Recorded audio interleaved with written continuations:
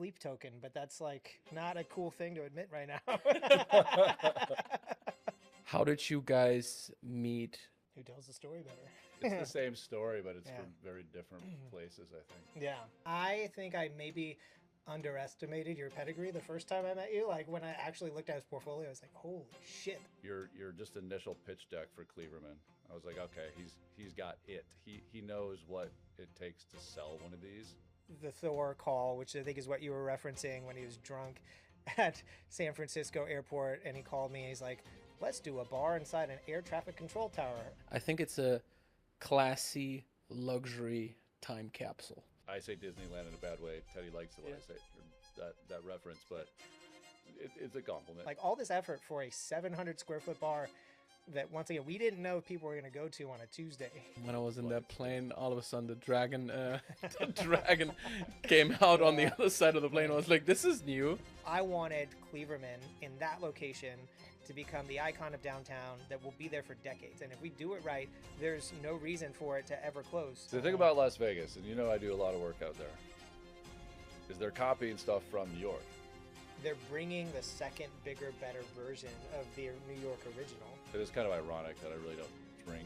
And how many cocktail bars have we opened? Everyone asks like how the cocktails are. I'm like, I've heard they're great.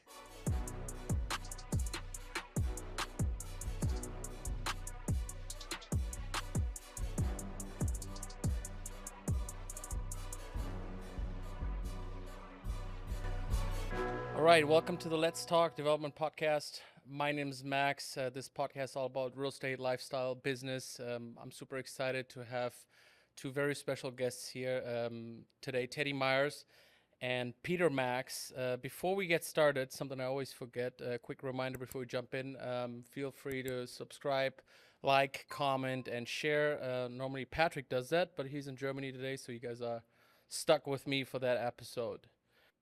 Today's episode is special because we're not just talking about real estate or development, we're actually talking about an experience.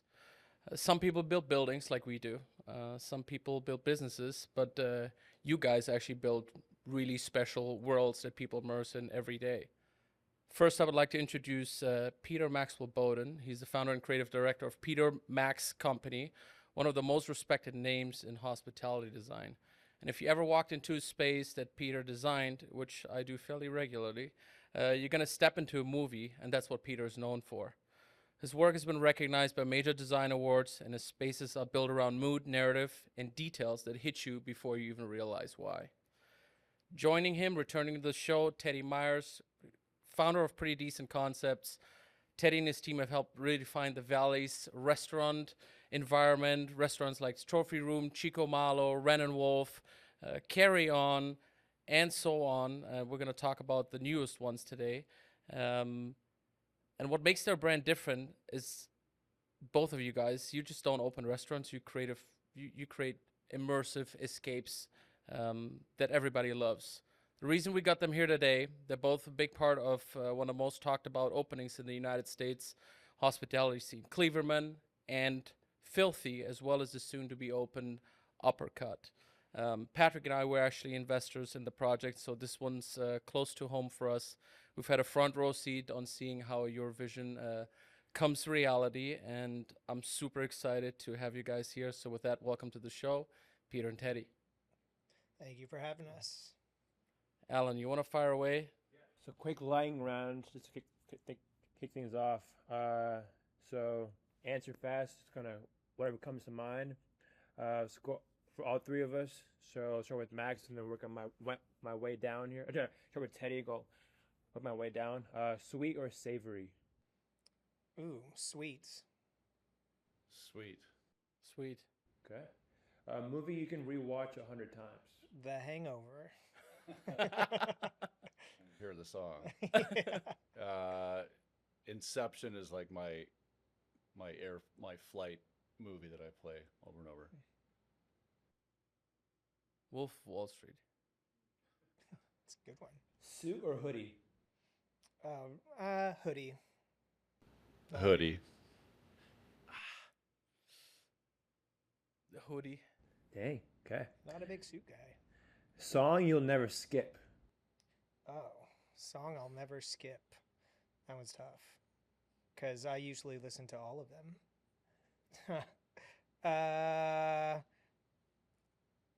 Yeah, I don't have an answer for that. Or like one. your go-to song, I guess. I know go-to song. I listen to so much, and it depends on the moment. I'm into What metal about right now. What are you playing like over and over? Like Sleep Token, but that's like not a cool thing to admit right now.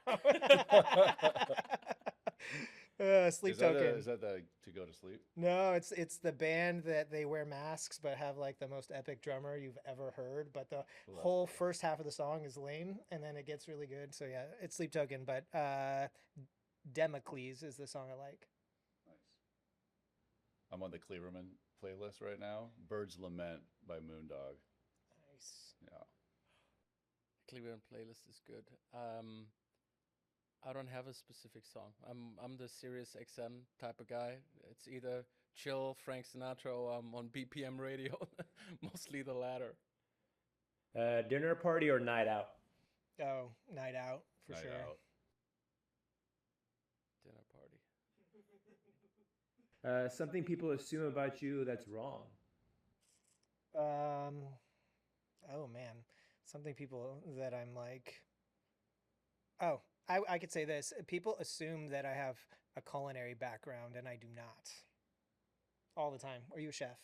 No. It's a good assumption. Yeah. Probably that I go out all the time and spend a lot of time in restaurants. Similar to Teddy, people think that Patrick and I have been doing real estate as long as we've been in the business. That's not true either. Okay. Music loud or low? Oh, real loud? Yeah, I blast it. Low. Really? Yeah. Really? Okay, loud too. Yeah. Texting or calling? I'm a texter. Yeah. Texting. Yes, texting. Okay. One thing you're terrible at? One thing I'm terrible at. That's disciplining my kids. Yeah, they're just not scared of me. Probably planning. I'm bad at planning. Over planning. It's not my thing. Yeah. I thought you Too were much of like the an artist. It's Teddy can tell you. Comes together at the end. Yeah. Cooking, like I just suck. It's just Detail obsessed or big picture? What was that again? Detail obsessed or big picture? Oh, detail obsessed. Yeah, for sure. Both. yeah. I'm bad at the middle. Same. I think you're big picture too. I am, but like the details are what really drive me. Because if you get the small details right, all the big stuff works out. Steak or seafood? Steak. Steak. Steak. Last thing you Googled? Last thing, how to get here. That's funny. Yeah. Literally wall covering for a hotel. Max can't say. No, honestly, I don't. I don't remember. I don't know. Chat. How about chat? I don't use ChatGPT. Yeah, right. Pretty much, I don't.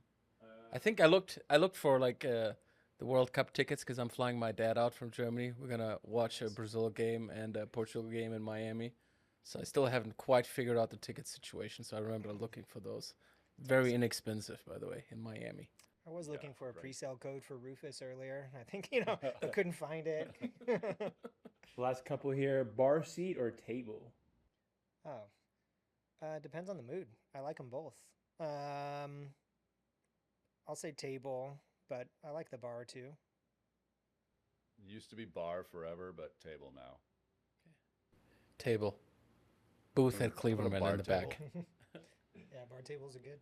Favorite holiday? So it was always Christmas, but now I'm becoming a 4th of July guy. It's like the kickoff to summer, like water, sports. I used to always hate water. Probably Thanksgiving. At Christmas, just because I love going to Brazil at Christmas. Pen and paper or notes app? Oh, neither. I text myself stuff. I do both, but notes probably more.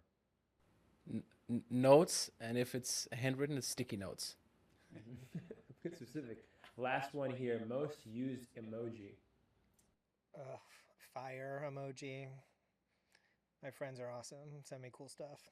The laughing emoji. Which one? The one with the tears? The tears. The tears? Yeah, always.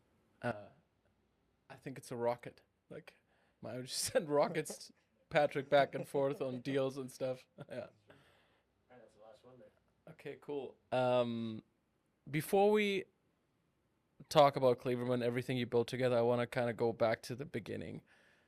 How did you guys meet, and when was that? Feel free, any of you guys, to get the ball rolling on that. I'm very curious on how that happened, and when it happened.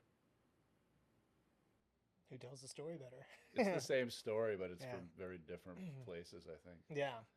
So I met Teddy. He was working at the Henry. Were you bar manager? I was, yeah.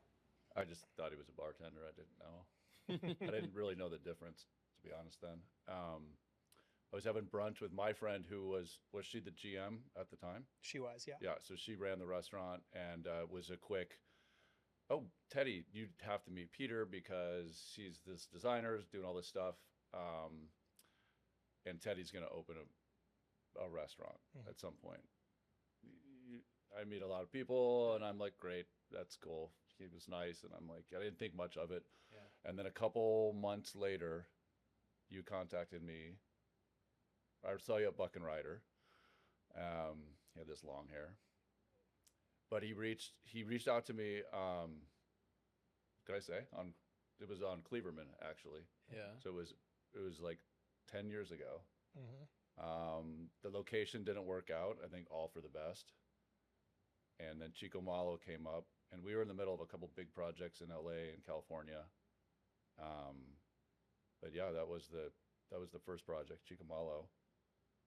Yeah. And it was he had already put together. You impressed me with your just initial pitch deck for Cleaverman. I was like, okay, he's got it. He knows what it takes to sell one of these, and that's from knowing him zero.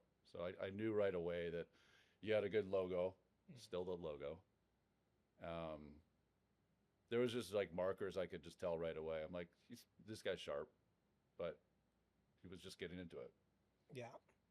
So same story, but it was over 10 years ago now. And Kelly Corson, who was the GM there, was like very complimentary of you. And I think I maybe underestimated your pedigree the first time I met you. Like when I actually looked at his portfolio, I was like, holy shit, this guy's like real. But I was, knew that it mattered like more than anything really is like, what does that design look like? What's it going to be? And, I don't know why Peter said yes, because he was like, I think it's probably because he didn't have much going on in Phoenix or Arizona at the time, and like you lived here.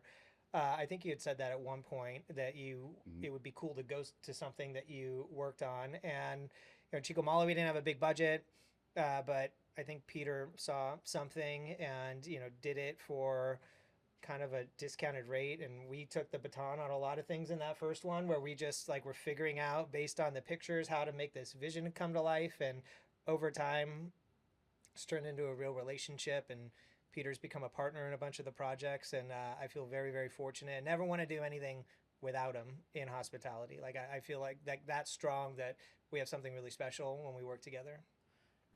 Peter, you said that you knew that Teddy had the it.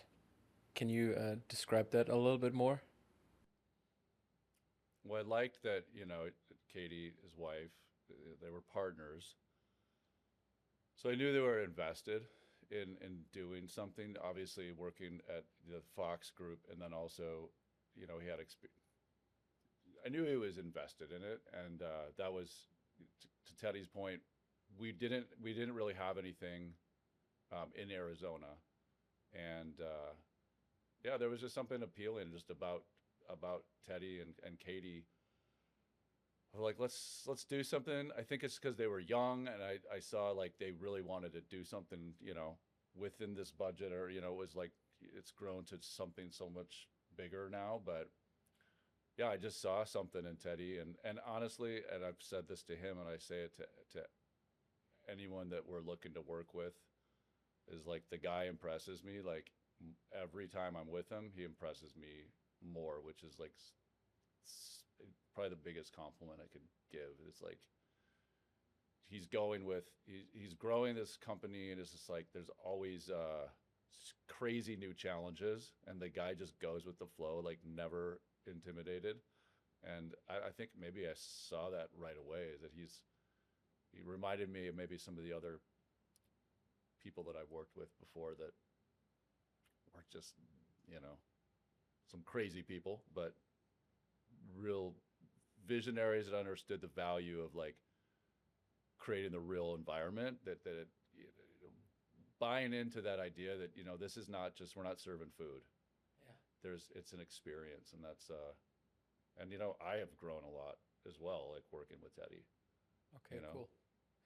The creative aspect of your partnership, how would you guys describe kind of what you both bring to the table and where you both grow like on a constant basis, like you just mentioned? I think we start with an initial idea and hand it to Peter, and then he makes it 50 times better than we ever could have imagined it being. And like a good example of that is Carry On.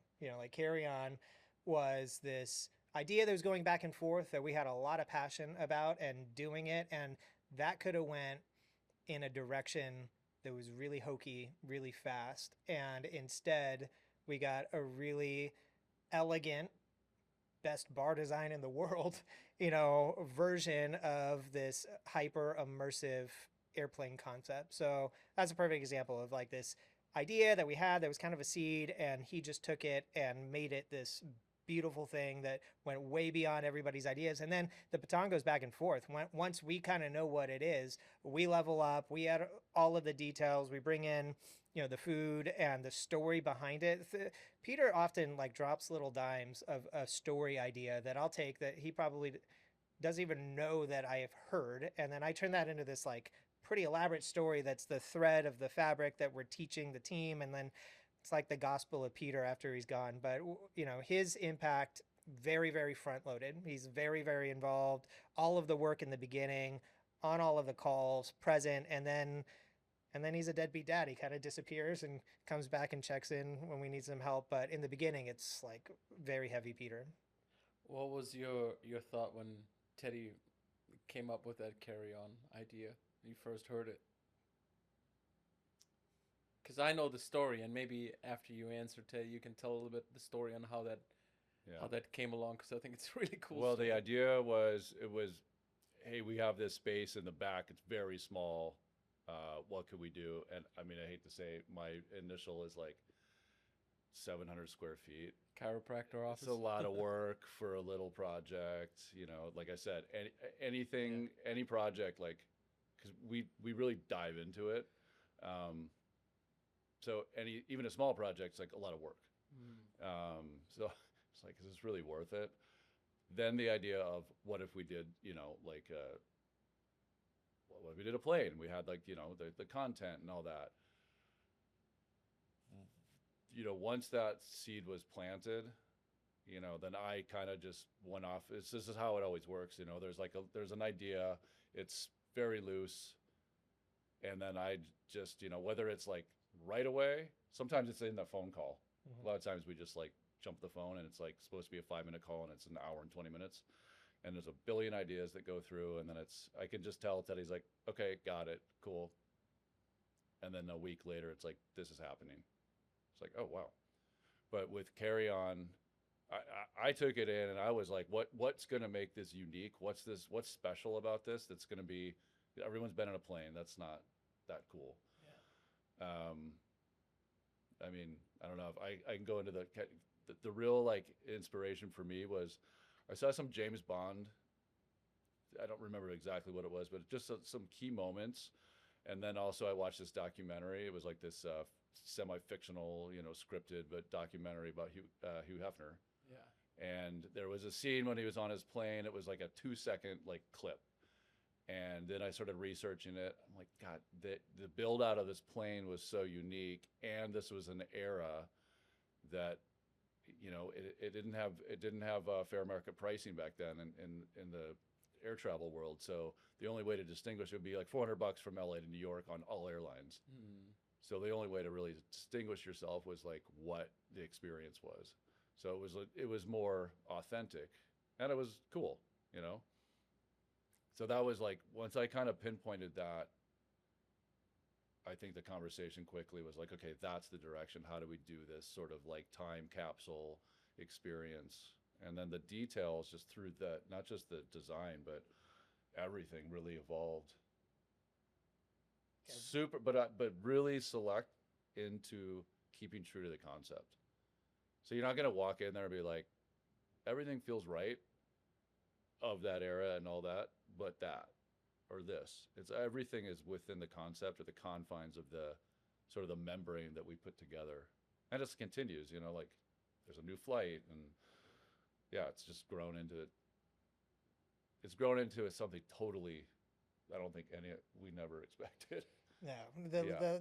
the 770 square foot bonus concept turned into like our biggest hit, you Yeah. know, and like tons of opportunity. You know, it started because that space was unleasable to our landlord, and I was like, well, what if we did a speakeasy inside of a speakeasy? I think that's the conversation we were having at first, because we already had trophy room going. I was like, well, what if there was another one? And then the Thor call, which I think is what you were referencing, when he was drunk at San Francisco airport, and he called me and he's like, let's do a bar inside an air traffic control tower. And I was like, well, that's kind of cool, but I've always been infatuated with old school luxury travel that doesn't exist anymore, and I was obsessed with recreating the upstairs bridge on a 747 jet. Like, I just thought that that was it. But then, you know, from that idea, like the refinement and everything, like another like thought I had initially is all the airplane graveyards are in Yuma and in Tucson, and they fly them here to break them apart. I was like, oh, well, maybe we could go and get pieces.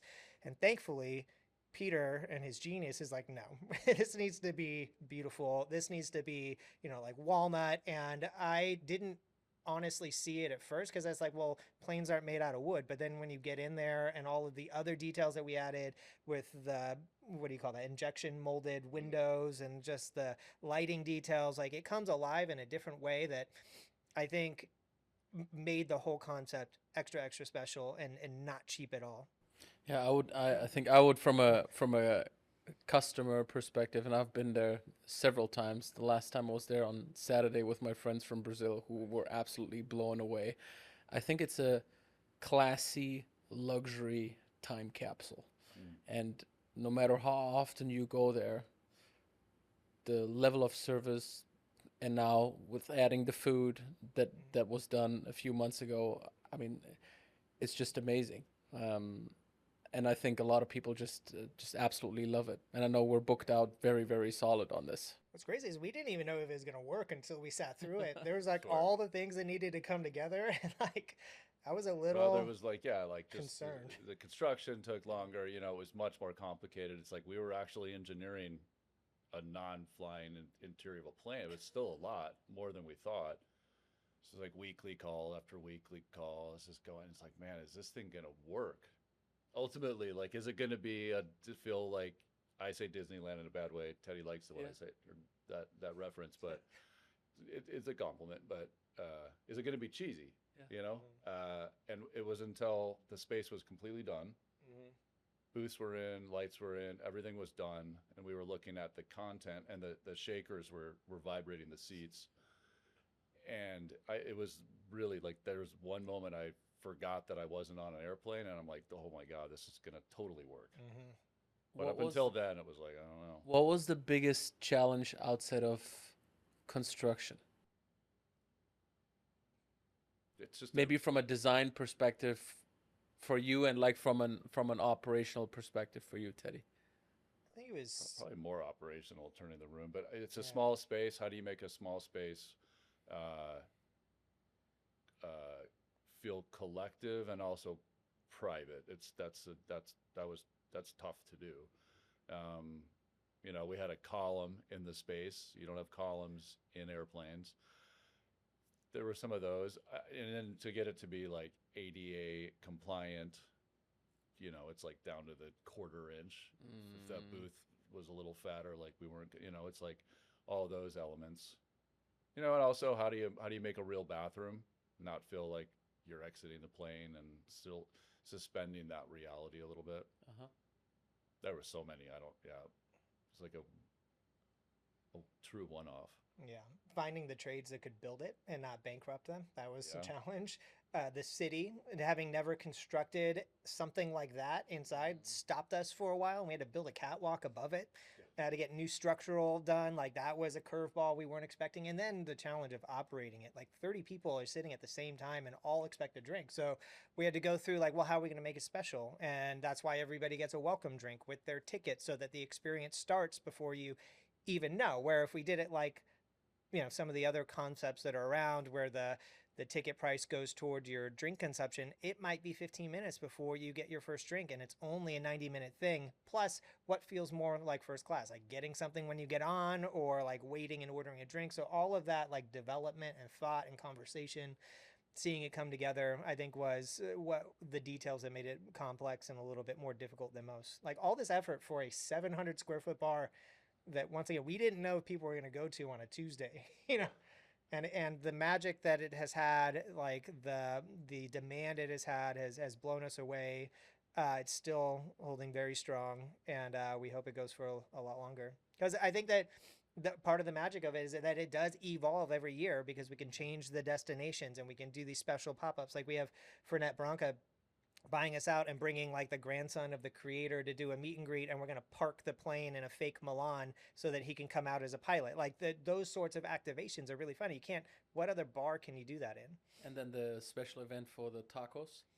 We did the taco pop-up, yeah. So we brought in the only Michelin star taco shop in the world from Mexico City, did a 2.5-week engagement with them where we did taco pairings with it. I mean, we've flown to Cuba for Bacardi. We've had movie studios reach out to us. We did a international pop-up with Flaviar when they launched their advent calendar. So it's just like struck a chord that unlike anything I've ever been involved with.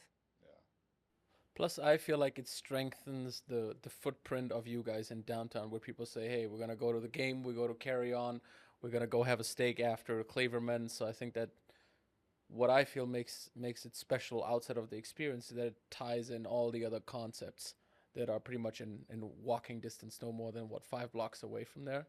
So, Yeah. And I know you guys changed the video sequence.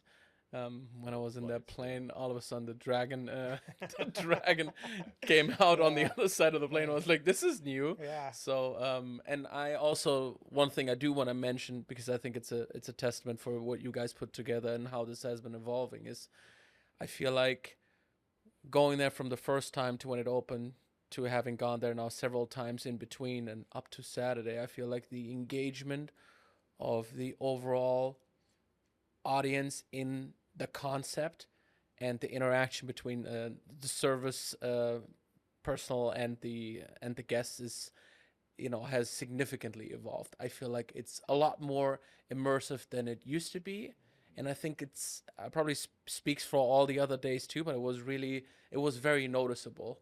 And I mean, you guys, you know that, Peter. You don't know that, but I have a hospitality background too. So when I go wherever I go, I'm always put a different hat on, and I think, it's just a testament to what you guys did. This was really cool to see. Everybody was absolutely pumped there. Awesome. It was Yeah, really cool. it was definitely, that was an evolution too, because originally we hired all cocktail people, and cocktail people sitting through that 3 times a night were getting a little like worn out, and so we had to go and find people that had more of a like theater background and but loved the concept. So now most of the people that we have working with us came in as a guest first, loved the concept, and wanted to be a part of it. So that's like where some of the magic is coming from now, is that belief and understanding of what it is. But I think if we would have tried to go hyper immersive with like a script and like the things we're doing now in the beginning, it would have alienated our original staff, which they were all great, which established us as like one of the top cocktail bars in the state, so, and now we found that balance of the magic behind it, the mixology, the immersive nature of the design, and it all coming together into a really special project. I feel like they're having more fun with it now. Yeah, That's for sure. noticeable. It is definitely noticeable, and that like carries on to everyone who's sitting there. For Yeah. sure. So, Yeah. okay, let's move on to talk about Cleaverman. The first thing I noticed when I came there for the opening, it didn't feel like it was a restaurant that just opened. It felt like something very established, very sophisticated, not only from a service and food standpoint, but just entering that kind of that space immediately felt like something that has been there for a while, but already also has a character of something modern and fresh to the space. So walk us through the initial idea of Cleaverman, which now we know has been in your head for a long time, up until you guys decided to make this vision become alive. I would say 10 years ago, when I first noticed like this obvious void in the market of needing a steakhouse in downtown Phoenix,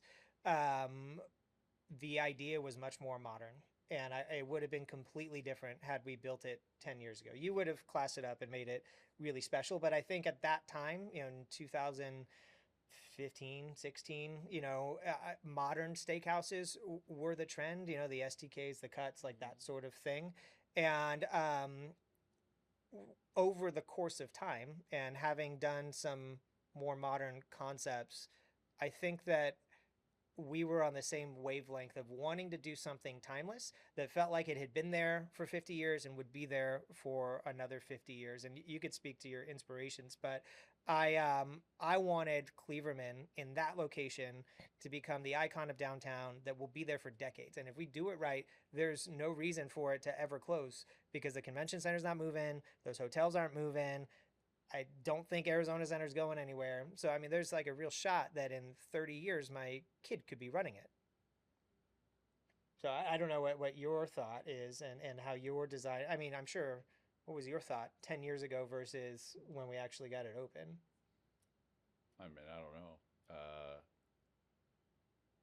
We didn't develop it very far back then, but I think actually any concept that we work on or that I work on, I think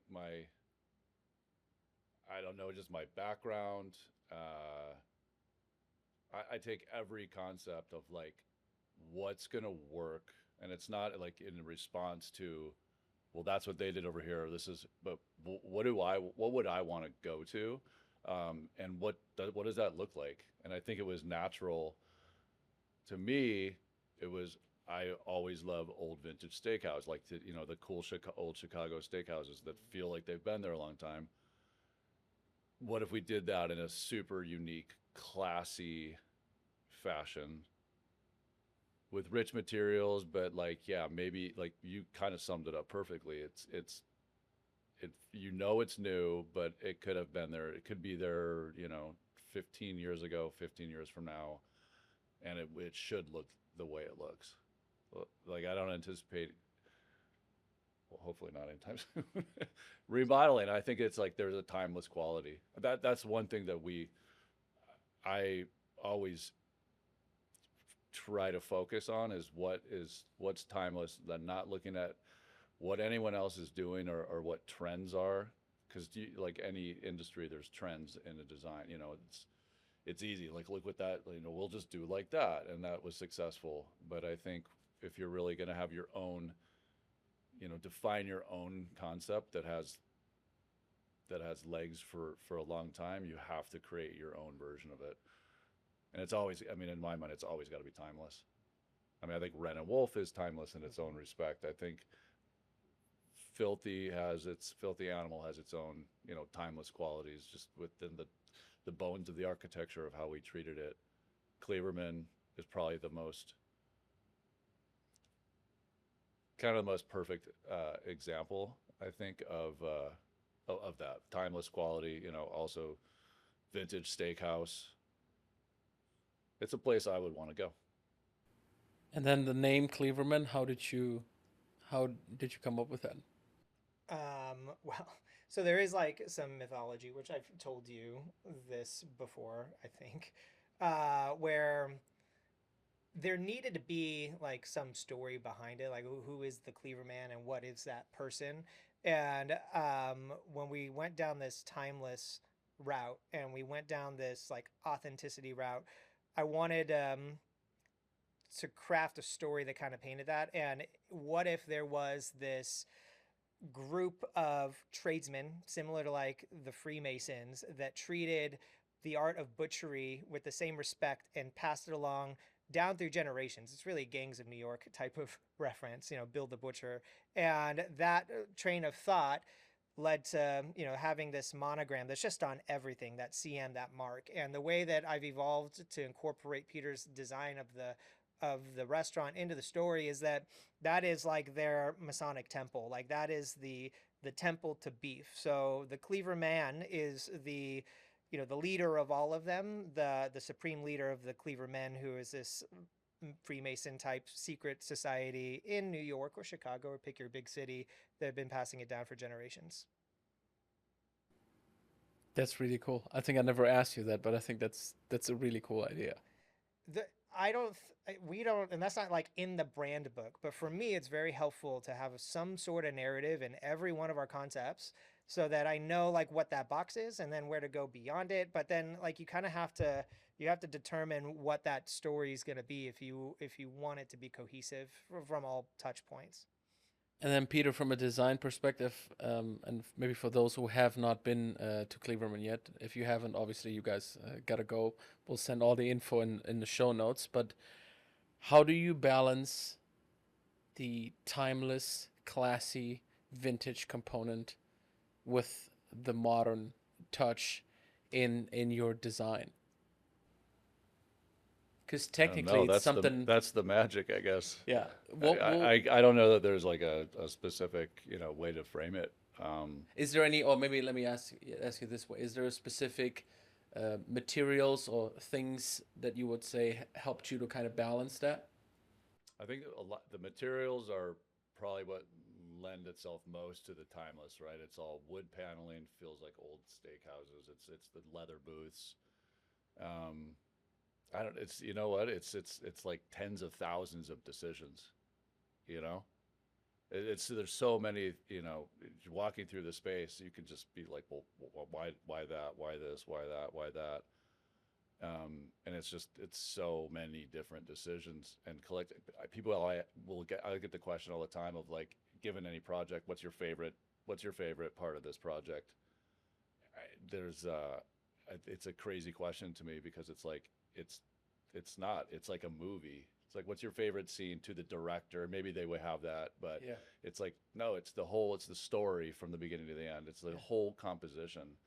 It's from when you see it first when you're driving down Van Buren to see the sign. That's like the beginning of the movie in my mind, and it's the whole sequence all the way to when you're walking to your car. Every touch point, every visual you see, it's all part of that story.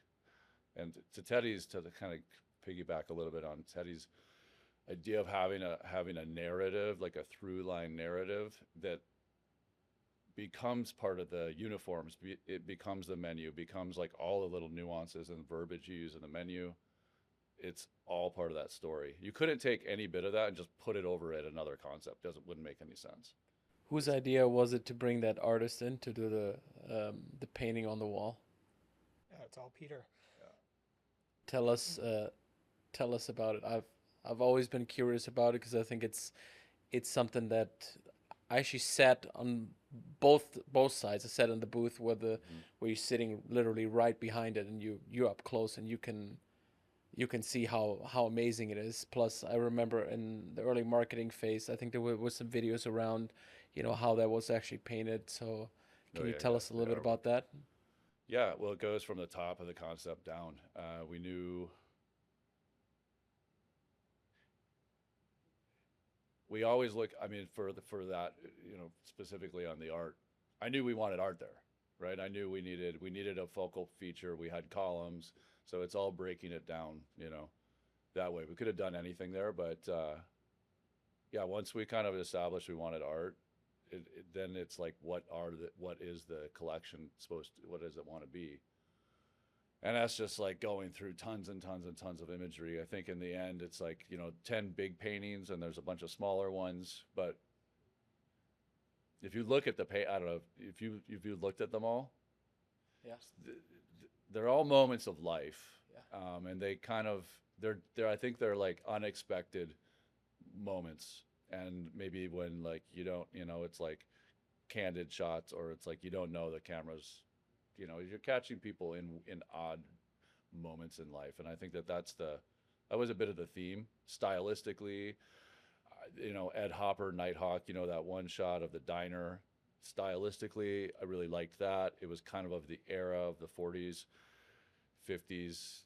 I just liked the punch color.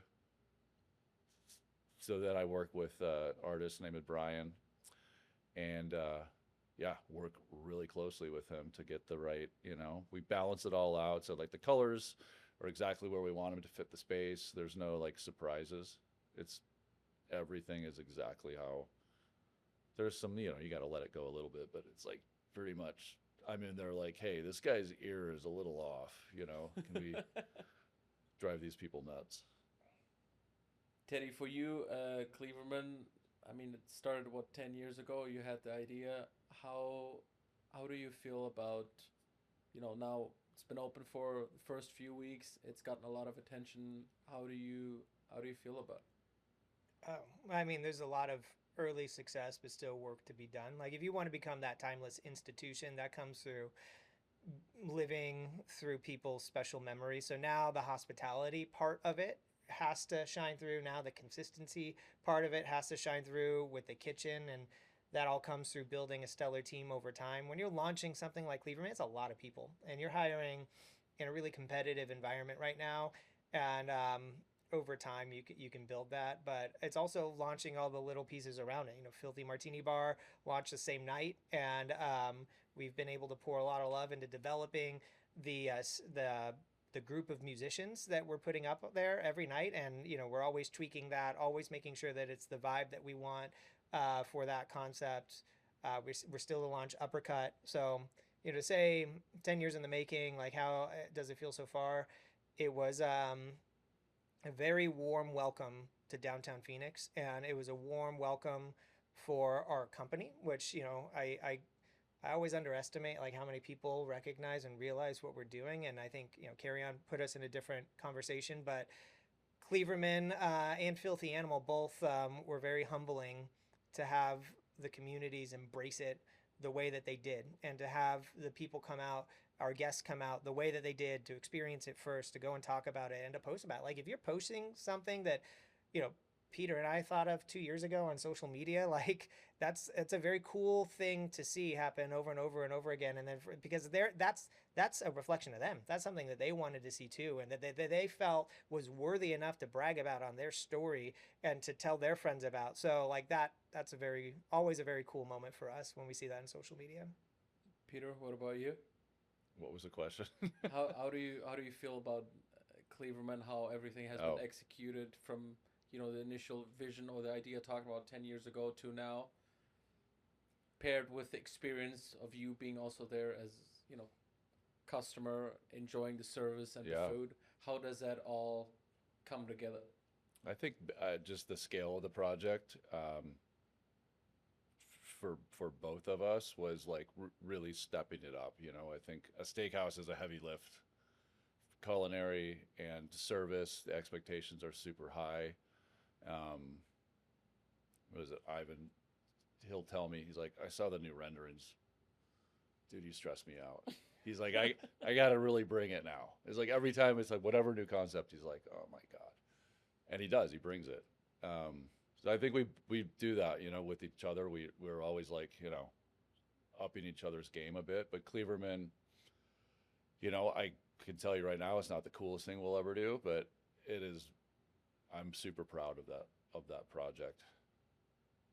I can't even speak to what they do on their side is such a mystery to me, and it's like it's baffling. You got to show up every single day. People come in for dinner. It's like their experience is that 2 hours, and like that's the whole experience. And like the next 2 hours is another person's 2 hours of their experience. So the operations and vision that has to happen on his side always impresses me. But yeah, I think the response has been pretty wild.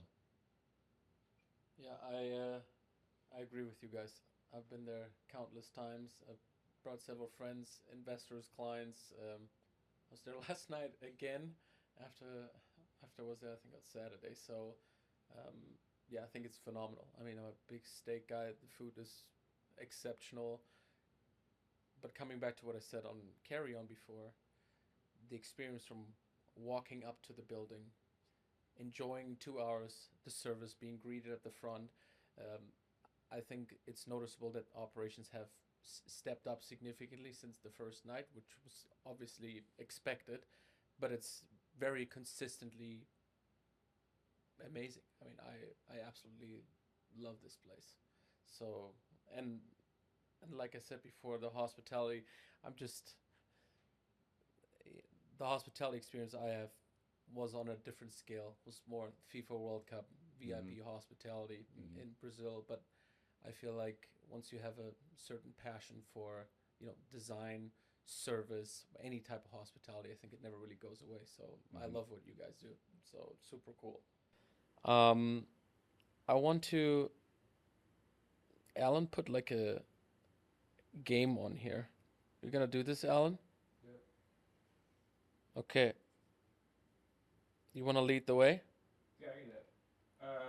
So Alan likes his games, so just break it up a little bit. goat talk here. So, I guess we'll start here with goat comfort food. So not fancy, but goat comfort food for you guys. I think it's your turn to start. Abby, start with you. I mean, I love a fillet and mashed potatoes. That's comfort to me. Well, I mean, I would say steak too, but I'm just a big sushi guy. Yeah. So I think mine is steak, but specifically steak and king crab with mashed potatoes because that was our COVID diet. Like Kate and I would eat that every other night with Not a bottle of fancy red at all. wine. Nice. It's like it wasn't that expensive back then. It's really gone up in price. That's funny. Goat restaurant experience that's not your own. Like, you want me to start? I can start. Go ahead. Yeah. I mean, it's Delilah, Las Vegas. I think that what they do from like an immersive aspect on steroids, and even the hospitality is very good. Every time we've gone on, it's been very good. But they just they've done it right. I was about to say that too. I think Delilah is in Vegas is. It's not one of your guys' restaurants. It's that one. And it's specifically that one, the Vegas one, though, because Yeah. what they've done at Wynn and Encore, because it's not just like Delilah, it's like the hospitality at Wynn and Encore is also exceptional. So it's the whole way in, the whole way out, and when you're staying there, I mean, It's very Yeah. classy, and I think a lot of people don't know that there's a classy way to experiencing, Vegas. So I'm with you on that. What about you, Peter? That's a tough one. I mean, Delilah, I'm not to just to jump on. It is. It kind of hits so many notes from a design standpoint. You could just see what they spent on that place. The programming, entering from the above, super cool, and then just everything about that place is really cool. I would say you cannot beat a Hillstone concept. I mean, the food's always great. The service is always like next level. I love how they always try to tap into the local like vernacular of the architecture. Like here, it's Frank Lloyd Wright. In Yeah. Pasadena, it's Green and Green, Yeah. Craftsman. I'd say they do it. They do it right. if you want to go local, I think Buck and Ryder does a really good job too. And Adam is from that Hillstone universe, and it's always a very consistent, very good experience. I could take the family, I could go on a date with the wife. Like it's a solid spot to go to. Goat steak cut. I'm going to be in the minority here, but I like filet. And I know that, in the culinary side, everybody says fat is flavor and you got to go ribeye, you got to go New York. But it's that scene in The Matrix where he's wanting to go back in and get plugged back in and he's eating the filet. And that has resonated with me since I was like 12 years old. I'm same. I have to say the cut at Cleaverman that I love, is it the Australian sirloin? Mm-hmm. That is so good. Yeah. I can only eat about half of it though. Like So- it's so good, it's so rich. Gotta split it up. Fat bomb. Yeah. But that's different fat. That's like integrated fat versus like a chunk No, of it's just fat. pure flavor. Yeah. It's insane.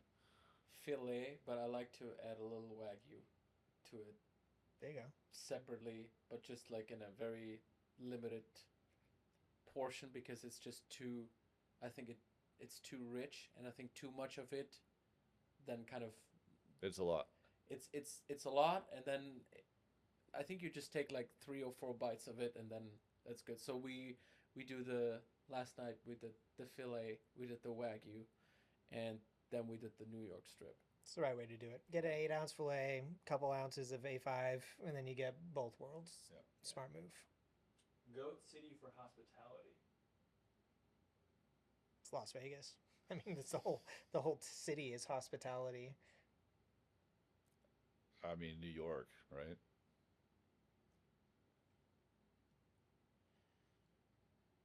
Yeah, it's Vegas. I mean, Miami is getting there, but just unfortunately the service in Florida is It's for the just, most part very underwhelming. they work for right? the autocrat, you Yeah.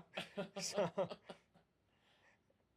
Goat City to disappear in for a week. I don't want to be repetitive, so I'll let you start. I know what you're gonna say. Yeah, really? But a week is long. Yeah, it's a long time to go there.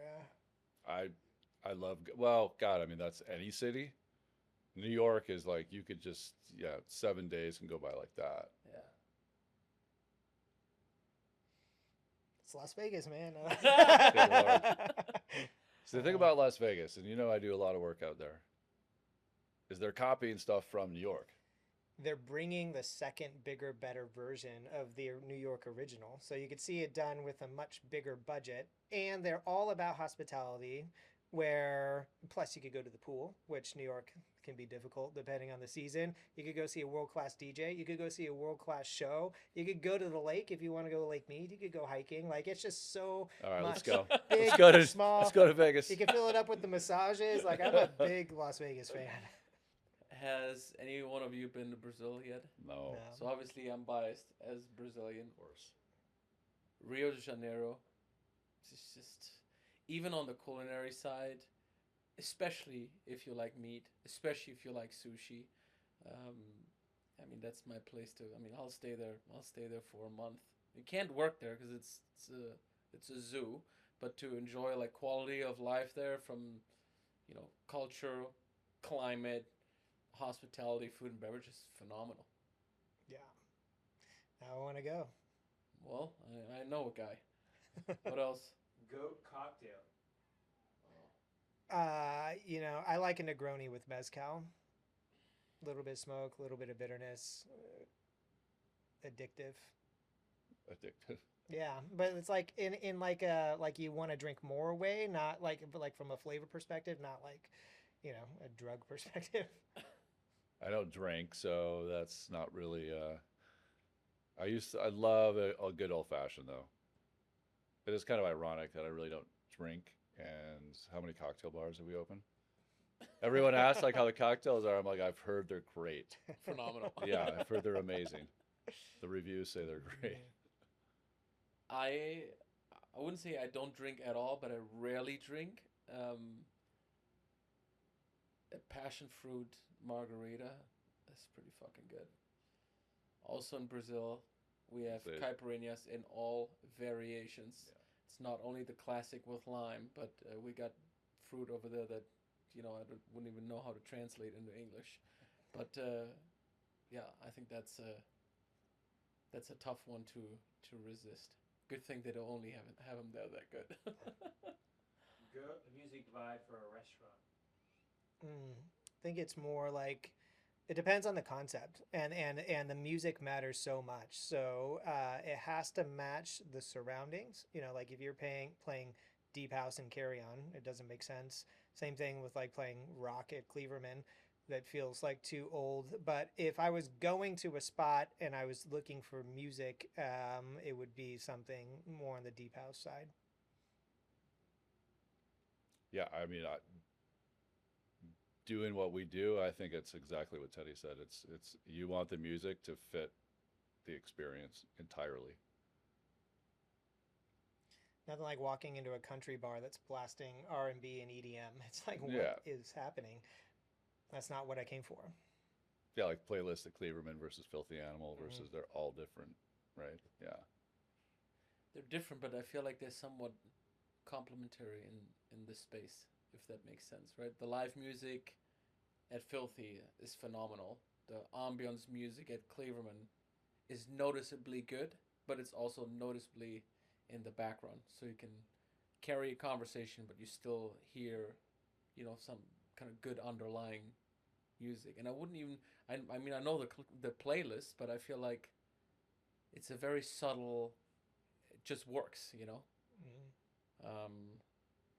Okay, what else, Alan? Goat dinner guest, alive or dead? Oof. I don't know, Max, you got to go there. Oh, yeah, you really got to think about it, but don't want to have any. You can just pick one, just if you're. My dad's gonna say you're gonna lose half of your clients. I would love to have a dinner with Trump. I think that's fun. I just wanna do a dinner with him. You know, it'd be entertaining. Oh, for sure. I'd be amazed to sit down with Pablo Picasso. He sort of epitomized. It was like pre-commercial art. He like lived it. I'd be fascinated to talk to him. So this is the first thing is stuck in my mind, and it hasn't left yet. But it's like more on like an emotional level. It would be with my mom because she passed away in 2023. But we were under construction with Carry On and about to start with Cleaverman, and she didn't get to sit in them, feel them, experience them. So if I could bring her back for one dinner to see what we've built since then that she knew was coming, I think would be pretty awesome. Wow. Awesome. Last two here. Goat fictional restaurant slash bar from a movie or TV show. Dorcia in American Psycho. I've been trying to get in. Oh God, that's good. Dude, I'd love to go to Cheers. Yeah, American Psycho. I mean, that's just too good. Dorcia. Dorcia. The last one here is goat scent or smell for in a space, for a restaurant or any kind of space that you're using designing. I think that the smell of bread baking is the best. Yeah. There's two that I like. I like the smell of leather. Like when you go in and they're using real leather and you can tell like in a new restaurant, the way Cleaverman smelled the first few weeks is awesome. And the second is like butter and garlic like together. It's another really pleasant restaurant smell. I mean, you can when you walk past the kitchen on the way, like yesterday when I got seated, I walked past. You can. There's a smell of kitchen smell, steak. Yes, I agree with the bread, but the like a good. If you smell, there's like a good steak being made. I mean, I don't think there's anything better than that. Mm-mm. Butter and tallow caramelizing on meat. We still have. I mean, there's a lot of things that we could still talk about, but I wanna wrap it up with maybe a question for what do you guys have in store? What's next? What can you talk about? Because whenever that next is gonna be open, you know you guys will be sitting back here. Well, we have one under construction now. It's going to be a wood fire Italian concept called Roman and a modern cocktail chapel called Forgive Me Father, and those are both opening in June. And then there's some other projects are baking, and we could talk about more in the future, but that's next.